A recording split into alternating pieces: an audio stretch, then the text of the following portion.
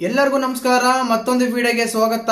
ಒಬ್ಬ ವ್ಯಕ್ತಿ ಇನ್ನೊಬ್ಬ ವ್ಯಕ್ತಿ ಮೇಲೆ ಮಾತಾಡ್ತಾ ಇದ್ದಾನೆ, ಕೆಟ್ಟದಾಗಿ ಕಮೆಂಟ್ ಮಾಡ್ತಾ ಇದ್ದಾನೆ, ಟೀಮ್ ಬಗ್ಗೆ ಮಾತಾಡ್ತಾ ಇದ್ದಾನೆ ಅಂದ್ರೆ ಆ ವ್ಯಕ್ತಿಗೆ ಆ ಟೀಮ್ ಮೇಲೆ ಇಲ್ಲ ಆ ವ್ಯಕ್ತಿ ಮೇಲೆ ದ್ವೇಷ ಇರಬೇಕು, ಇಲ್ಲ ಕೋಪ ಇರಬೇಕು, ಇಲ್ಲ ಪೇಯ್ಡ್ ಮಾಡಿರ್ಬೇಕು. ಅಂದ್ರೆ ಯಾರಾದ್ರೂ ದುಡ್ಡು ಕೊಟ್ರೆ ಇನ್ನೊಬ್ಬ ವ್ಯಕ್ತಿ ಮೇಲೆ ಈಸಿಯಾಗಿ ಕೆಲವು ಮಾತಾಡ್ಬಿಡ್ತಾರೆ. ಈಗ ಅದೇ ಪ್ರೆಸೆಂಟ್ ಸಿಚುವೇಶನ್ ನಡೀತಾ ಇದೆ. IPL ಶುರುವಾಗ್ತಾ ಇದೆ. IPL ಶುರುವಾದಂಗ್ಲೇನೆ 27 ಶುರುವಾಗ್ತಾ ಇದೆ.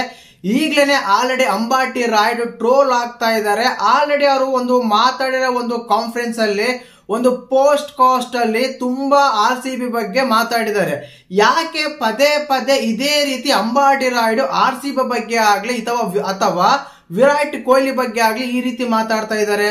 ಖಂಡಿತವಾಗ್ಲೂ ತುಂಬಾ ಅನುಮಾನ ಬರುತ್ತೆ. ಯಾಕಂದ್ರೆ ಒಬ್ಬ ವ್ಯಕ್ತಿ ಇನ್ನೊಬ್ಬ ವ್ಯಕ್ತಿ ಮೇಲೆ ಪದೇ ಪದೇ ಈ ರೀತಿ ಟಾಂಟ್ ಮಾಡೋದು, ಟೀಮ್ ಬಗ್ಗೆ ಮಾತಾಡೋದು, ಆ ಟೀಮ್ ಗೆಲ್ಲೇಬಾರ್ದು ಅಂತ ಹೇಳೋದು, ಈ ರೀತಿ ಮಾತಾಡ್ತಾ ಇದಾರೆ ಅಂದ್ರೆ ಮತ್ತೆ ವಿರಾಟ್ ಕೊಹ್ಲಿಗೆ ಅಂಬಾಟಿ ರಾಯ್ಡ್ಗೆ ನಡೆದಿರೋ ಒಂದು ಘರ್ಷಣೆ ಏನು, ಯಾಕೆ ಈ ರೀತಿ ಮಾತಾಡ್ತಾ ಇದ್ದಾರೆ? ಯಾಕಂದ್ರೆ ಪ್ರತಿ ಸಲ ಅಂಬಾಟಿ ರಾಯ್ಡು IPL ಅಲ್ಲಿ 10 ಟೀಮ್ ಇದ್ರು ಕೇವಲ RCBಗೆ ಮಾತ್ರ ಟಾರ್ಗೆಟ್ ಮಾಡಿ ಮಾತಾಡ್ತಾರೆ.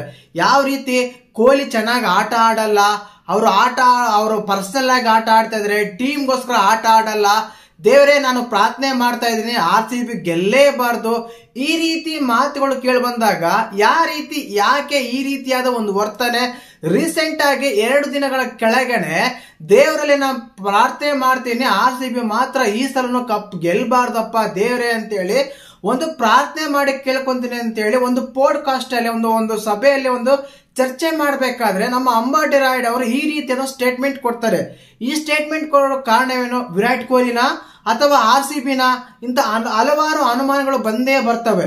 ಈಗ ಆ ರೀತಿ ಮಾತಾಡಕ್ಕೆ ಕಾರಣ ಏನಂದ್ರೆ ಹೇಳ್ತೀನಿ. ದಯವಿಟ್ಟು ಇಂಥ ಅಪ್ಡೇಟ್ಗಳಾಗ್ಲಿ, ಇಂಥ ಒಳ್ಳೆ ವಿಡಿಯೋ ಕಂಟೆಂಟ್ ಗಳಾಗಿ ದಯವಿಟ್ಟು ನಮ್ಮ ಚಾನಲ್ ನ ಸಬ್ಸ್ಕ್ರೈಬ್ ಮಾಡ್ಕೊಳ್ಳಿ, ಲೈಕ್ ಮಾಡಿ, ಶೇರ್ ಮಾಡಿ. ನೋಡಿ, ಮೊದಲೇದಾಗಿ ಇದು ವಿರಾಟ್ ಕೊಹ್ಲಿ ಮತ್ತು ಅಂಬಾಟಿ ರಾಯ್ಡು RCB ಬಗ್ಗೆ ತುಂಬಾ ಡೀಟೇಲ್ಸ್ ಆಗಿ ಮಾತಾಡ್ಬೇಕಂದ್ರೆ 2019ಕ್ಕೆ ನಾವು ಹೋಗ್ಬೇಕು. ಕಾರಣ ಏನಂದ್ರೆ ನೋಡಿ, ಆಗ 2019 ವರ್ಲ್ಡ್ ಕಪ್ ಅಲ್ಲಿ ನಮ್ಮ ವಿರಾಟ್ ಕೊಹ್ಲಿ ಕ್ಯಾಪ್ಟನ್ ಆಗಿರ್ತಾರೆ. ಆಗ ನಡೆದ ಒಂದು ವರ್ಲ್ಡ್ ಕಪ್ಗೆ ಆ ಟೈಮ್ ಅಲ್ಲಿ ಒಂದು ಟೀಮ್ ಸೆಲೆಕ್ಷನ್ ಅಂತ ಬಂದಾಗ ತುಂಬಾನೇ ಪ್ಲೇಯರ್ಸ್ ಇರ್ತಾರೆ, ಯಾರನ್ನ ತಗೋಬೇಕು ಯಾರನ್ನ ಬಿಡ್ಬೇಕು ಅನ್ನೋ ಒಂದು ಥಿಂಕಿಂಗ್ ಅಲ್ಲಿ ಇರ್ತಾರೆ. ಆ ಟೈಮ್ ಅಲ್ಲಿ ಏನಾಗುತ್ತೆ ಅಂದ್ರೆ ವಿರಾಟ್ ಕೊಹ್ಲಿ ಕ್ಯಾಪ್ಟನ್ ಆಗಿರೋ ಕಾರಣ ಕ್ಯಾಪ್ಟನ್ ಸಜೆಷನ್ಸ್ ಖಂಡಿತ ಅವ್ರು ಕೇಳ್ತಾರೆ. ಕ್ಯಾಪ್ಟನ್ ಒಂದು ನಿರ್ಧಾರ ಇದ್ದೇ ಇರುತ್ತೆ. ಯಾಕಂದ್ರೆ ಈ ಪ್ಲೇಯರ್ಸ್ ಕೊಟ್ರೆ ನಾನು ಚೆನ್ನಾಗಿ ಆಡ್ಸಬಲ್ಲೆ, ನಾನು ಕಪ್ ಗೆಲ್ಲಬಲ್ಲೆ ಅಂತ ಹೇಳಿ ಒಂದು ನಿರ್ಧಾರ ಇರುತ್ತೆ. ಆ ಟೈಮಲ್ಲಿ ಏನಾಗುತ್ತೆ ಅಂದ್ರೆ MSK ಪ್ರಸಾದ್ ಅವರು ನಮ್ಮ ಸೆಲೆಕ್ಷನ್ ಕಮಿಟಿ ಹೆಡ್ ಆಗಿರ್ತಾರೆ. ಆ ಟೈಮಲ್ಲಿ ಅಂತ ಬಂದಾಗ ಆಲ್ಮೋಸ್ಟ್ ಎಲ್ಲ ಟೀಮ್ ಎಲ್ಲ ಸೆಲೆಕ್ಷನ್ ಆಗಿರುತ್ತೆ. ಬಟ್ ವಿರಾಟ್ ಕೊಹ್ಲಿ ಮಾತ್ರ ಅಂಬಾಟಿ ರಾಯ್ಡು 4ನೇ ಸ್ಥಾನ ಬ್ಯಾಟಿಂಗ್ ಆಡೋಕೆ ಅಂತೇಳಿ ಆಲ್ರೆಡಿ ಫಿಕ್ಸ್ ಆಗಿರುತ್ತೆ. ಆ ಟೈಮಲ್ಲಿ ತುಂಬಾ ಚೆನ್ನಾಗಿ ಆಡ್ತಾ ಇರ್ತಾರೆ ಅಂಬಾಟಿ ರಾಯ್ಡ್, ಇಲ್ಲ ಅಂತಲ್ಲ. ಬಟ್ ಕೊಹ್ಲಿ ಅವರ ಥಿಂಕಿಂಗ್ ಏನಾಗಿರುತ್ತೆ ಅಂದ್ರೆ ಆ ಪ್ಲೇಸ್ ಅಲ್ಲಿ ಇಬ್ರು ಆಲ್ರೌಂಡ್ ತಗೋಣ, ಆಲ್ರೌಂಡ್ ಬೇಕಾಗಿರುತ್ತೆ. ಬಟ್ ಅಂಬಾಟಿ ರಾಯ್ಡ್ ಒಂದು ವಿಷಯದಲ್ಲಿ ವಿರಾಟ್ ಕೊಹ್ಲಿ ಅವರು ಆ ಟೈಮಲ್ಲಿ ರವಿಶಾಸ್ತ್ರಿ ಹೆಡ್ ಕೋಚ್ ಆಗಿರ್ತಾರೆ. ಆದ ಕಾರಣ ಅಲ್ಲಿ ಏನಾಗುತ್ತೆ ಅಂದ್ರೆ ಈ ಕಾರಣಕ್ಕೇನೆ ಅಂಬಾಟಿ ರಾಯ್ಡ್ನ ಅವರೊಂದು ಟೀಮ್ ಇಂದ ಕೈ ಬಿಟ್ಟು ವಿಜಯ್ ಶಂಕರ್ನ ಮತ್ತು ಹಾರ್ದಿಕ್ ಪಾಂಡ್ಯನ ಸೆಲೆಕ್ಟ್ ಮಾಡ್ಕೊಂತಾರೆ. ನಮ್ಮ ವಿರಾಟ್ ಕೊಹ್ಲಿ ಅವ್ರಿಗೆ ಸೆಲೆಕ್ಟ್ ಮಾಡಿ ಅಂತೇಳಿ ಅಪ್ರೋಚ್ ಮಾಡ್ತಾರೆ MSK ಪ್ರಸಾದ್ ಅವರಿಗೆ.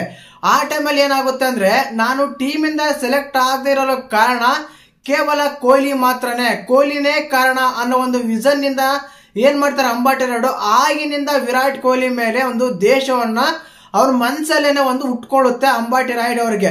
ಇದೇ ಸಲ ಅಲ್ಲ, ಪ್ರತಿ ಸಲ ಹೋದ್ ಸಲ ಅವ್ರು ಹೇಳ್ತಾ ಇದ್ರು ವಿರಾಟ್ ಕೊಹ್ಲಿ ಅವರು ವೈಯಕ್ತಿಕ ಆಟ ಆಡ್ತಾ ಇದಾರೆ, ಟೀಮ್ಗೋಸ್ಕರ ಆಟ ಆಡ್ತಾ ಇಲ್ಲ, ಇದೇ ಕಾರಣಕ್ಕೆ ಅವರು ಸೋಲ್ತಾ ಇದ್ದಾರೆ ಅಂದ್ರೆ ಸ್ಟೇಟ್ಮೆಂಟ್ ಕೊಡ್ತಾರೆ. ಅದಾದ್ಮೇಲೆ ಮೊನ್ನೆ ರೀಸೆಂಟ್ ಆಗಿ ನೋಡಿರ್ಬೋದು ಕೆನ್ಯೂರಿ ಪೀಟರ್ಸನ್, ಅದು 2024ರಲ್ಲಿ ನೀನು ಯಾವಾಗಾದ್ರೆ RCB ಗೆಲ್ಬಾರ್ದು, ಕೊಹ್ಲಿ ವೈಯಕ್ತಿಕ ಆಟ ಆಡ್ತಾನೆ ಅಂತ ಹೇಳ್ತಿರೋ ಅವಾಗ ನೀನು ಜೋಕರ್ ಹೋಗೋದೆ, ನೀನು ಒಬ್ಬ joker, is a big joker ಅಂತ ಸ್ಟೇಟ್ಮೆಂಟ್ ಕೊಡ್ತಾರೆ ನಮ್ಮ ಯಾರೋ ಇಂಗ್ಲೆಂಡಿನ ಪ್ಲೇಯರ್ ಕೆನ್ವಿನ್ ಪೀಟರ್ಸನ್. ಈ ರೀತಿಯಾಗಿ ಹಲವಾರು ಟೈಮ್ಗಳಲ್ಲಿ ತುಂಬಾನೇ ಕೊಹ್ಲಿ ಬಗ್ಗೆ ಕಮೆಂಟ್ಸ್ ಮಾಡ್ತಾರೆ, ಟಾಂಟ್ ಕೊಡ್ತಾರೆ. ಇಲ್ಲಿ ಟಾಂಟ್ ಕೊಡಕ್ಕೆ ಇದೇನೆ ಮೇನ್ ಕಾರಣ. ವರ್ಲ್ಡ್ ಕಪ್ಗೆ ಸೆಲೆಕ್ಟ್ ಮಾಡದಿರೋ ಕಾರಣ ಅರ್ಧ ಒಂದು ಮ್ಯಾನೇಜ್ಮೆಂಟ್ ಆದ್ರೆ ಇನ್ನು ಅರ್ಧ ಭಾಗ ಕೊಹ್ಲಿಯ ಕೈವಾಡ ಇದೆ ಅಂತ ಹೇಳಿ ನಮ್ಮ ಅಂಬಾಟಿ ರಾಯ್ಡ್ ಅವರಿಗೆ ಒಂದು ಮೈಂಡ್ ಸೆಟ್ ಅಲ್ಲಿ ಇದೆ. ಆದ ಕಾರಣ ಅವ್ರು ಏನ್ ಮಾಡ್ತಾರೆ ಅಂದ್ರೆ ಪ್ರತಿ ಸಲನು ಕೊಹ್ಲಿ ಬಗ್ಗೆ ಇಲ್ಲ RCB ಬಗ್ಗೆ ಒಂದು ಟಾಂಟ್ ಕೊಡ್ತಾನೆ ಇರ್ತಾರೆ. ಈವರೆಗೂ ನಮ್ಮ ಅಂಬಾಟಿ ರಾಯ್ಡ್ ಅವರು ಮುಂಬೈಗೆ ಆಡಿದ್ದಾರೆ, ಚೆನ್ನೈಗೆ ಆಡಿದ್ದಾರೆ, ಹೈದರಾಬಾದ್ ಡೆಕ್ಕನ್ ಜಾಯರ್ಸ್ಗೆ ಆಡಿದ್ರು. ಆ ಟೈಮಲ್ಲಿ ಈ ರೀತಿ ಕೆಲವು ಟೀಮ್ಗಳು ಆಡ್ಕೊಂತ ಬಂದಿದ್ದಾರೆ. ಬಟ್ ಯಾವ ಟೀಮ್ ಅನ್ನು ಬಿಡಲ್ಲ, ಬಿಟ್ಟು ಕೇವಲ ನಮ್ಮ RCB ಟೀಮ್ ಬಗ್ಗೆ ಮಾತ್ರ ಮಾತಾಡ್ತಾರೆ. ಕಾರಣ ಒಂದು ಕಿಂಗ್ ಕೊಹ್ಲಿ, ಇನ್ನೊಂದು ಫ್ಯಾನ್ಸ್ ಅಂತೂ ಟ್ರೋಲ್ ಮಾಡೋದ್ರಲ್ಲಿ ಮುಂದೆ ಇರ್ತಾರೆ ಅಂಬಾಟಿ ರಾಯುಡು ಅವ್ರನ್ನ. ಪ್ರತಿ ಸಲನು ಯಾವುದೇ ಕಾರಣಕ್ಕೂ ಬಿಡಲ್ಲ, ಆಲ್ರೆಡಿ ಟ್ರೋಲ್ ಆಗ್ತಾ ಇದ್ದಾರೆ. ಈ ರೀತಿ ಟ್ರೋಲ್ ಆಗ್ಬೇಕಂತನೋ, ಇಲ್ಲ ನನ್ನ ಹೆಸರು ಹೈಲೈಟ್ ಆಗ್ಬೇಕಂತನೋ, ಟ್ವಿಟರ್ ಟ್ರೆಂಡ್ ಆಗ್ಬೇಕಂತನೋ, ಸೋಷಿಯಲ್ ಮೀಡಿಯಾದಲ್ಲಿ ಅವ್ರ ಹೆಸರು ಬರ್ಬೇಕಂತೇನೋ, ಈ ರೀತಿಯ ಮಾತಾಡ್ತಾ ಇದ್ರೆ ಅವ್ರನ್ನ ಒಂದು ಪೋಡ್ಕಾಸ್ಟ್ ಅಂದ್ರೆ ಒಂದು ಹ್ಯಾಂಕರಿಂಗ್ ಆಗ್ಲಿ, ಕಾಮೆಂಟ್ರಿ ಮಾಡಕ್ಕಾಗ್ಲಿ, ಒಂದು ಏನಾದ್ರು ಒಂದು ಪ್ರೋಗ್ರಾಮ್ ಗೆ ಅವ್ರನ್ನ ಕರ್ಕೊಂತಾರ ಒಂದು ಮೈಂಡ್ ಸೆಟ್ ಅಲ್ಲಿ ಇದ್ದಾರೆ. ಏನು ಅರ್ಥ ಆಗ್ತಿಲ್ಲ ನಮ್ಮ ಅಂಬಾಟಿ ರಾಯುಡು ಅವರು ಈ ರೀತಿ ಸ್ಟೇಟ್ಮೆಂಟ್ ಕೊಡ್ತಾ ಇದ್ದಾರೆ. ಮತ್ತೆ ಈ ರೀತಿ ಸ್ಟೇಟ್ಮೆಂಟ್ಗೆ ನೀವೇನ್ ಹೇಳ್ತೀರಾ ಕಮೆಂಟ್ ಮಾಡಿ. ಯಾಕೆಂದ್ರೆ ಒಂದ್ಸಲ ಎರಡ್ ಸಲ ಸ್ಟಾರ್ಟಿಂಗ್ ಅಲ್ಲೇ ಹೇಳಿದೆ, ಒಬ್ಬ ವ್ಯಕ್ತಿ ಮೇಲೆ ಇಲ್ಲ ಒಂದು ಟೀಮ್ ಮೇಲೆ ಅವ್ರ ಮೇಲೆ ಕೋಪ ಇದೆ ಅಂದ್ರೆ ಅದು ಸುಮ್ಮನೆ ಅನ್ನಲ್ಲ. ಅವ್ರ ಮೇಲೆ ಆ ಟೀಮ್ ಮೇಲೆ ಅವ್ರ ದ್ವೇಷ ಇರುತ್ತೆ, ಆ ವ್ಯಕ್ತಿ ಮೇಲೆ ಅವ್ರ ದ್ವೇಷನ ಉಟ್ಕೊಂಡಿರ್ತಾರೆ. ಆದ ಕಾರಣ ಈ ರೀತಿಯಾಗಿ ಒಂದು ಸ್ಟೇಟ್ಮೆಂಟ್ಗಳು ಬರ್ತಾನೆ ಇರುತ್ತೆ. ಇನ್ನು IPL ಶುರುವಾಗಿಲ್ಲ, 22ನೇ ತಾರೀಕು ಶುರುವಾಗುತ್ತೆ. ಈಗಲೇ ಈ ರೀತಿಯಾದ ರಚ್ಚ ರಂಬೋಲ ಶುರುವಾಗಿದೆ.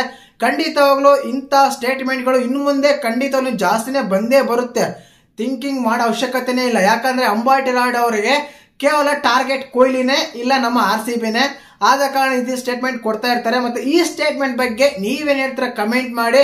ಅವ್ರ ಹತ್ರ ಯಾರ ಹತ್ರ ದೇವ್ರ ಹತ್ರ ಎಲ್ಲ ಪ್ರಾರ್ಥನೆ ಮಾಡ್ತಾರೆ ಅಂದ್ರೆ ಅದು ಚೆನ್ನಾಗಿ ಗೆಲ್ಬೇಕಂತಾನೆ ಪ್ರಾರ್ಥನೆ ಮಾಡ್ತಾರಂತೆ.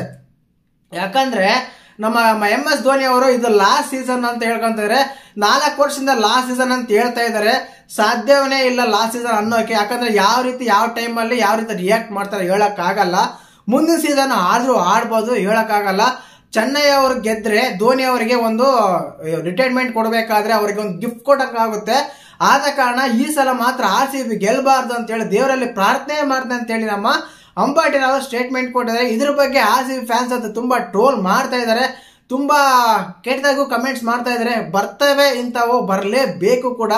ಯಾಕಂದ್ರೆ ತುಂಬಾ ವರ್ಷ ಕಾದಿದೀವಿ, 18 ವರ್ಷ ಕಾದಿದೀವಿ. ಈ ವರ್ಷ ಆದ್ರೂ RCB ಕಪ್ ಗೆಲ್ಲ ಅಂತ ಬಯಸೋಣ.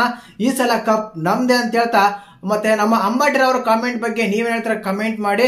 ಹಾಗೇನೆ ಚಾನಲ್ ಯಾರು ಹೊಸ ನೋಡ್ತಿದ್ರೆ ಮಿಸ್ ಮಾಡಿದ್ರೆ ಸಬ್ಸ್ಕ್ರೈಬ್ ಮಾಡಿ, ಲೈಕ್ ಮಾಡಿ, ಶೇರ್ ಮಾಡಿ. ಜೈ ಹಿಂದ್, ಜೈ ಕರ್ನಾಟಕ. ಮತ್ತೆ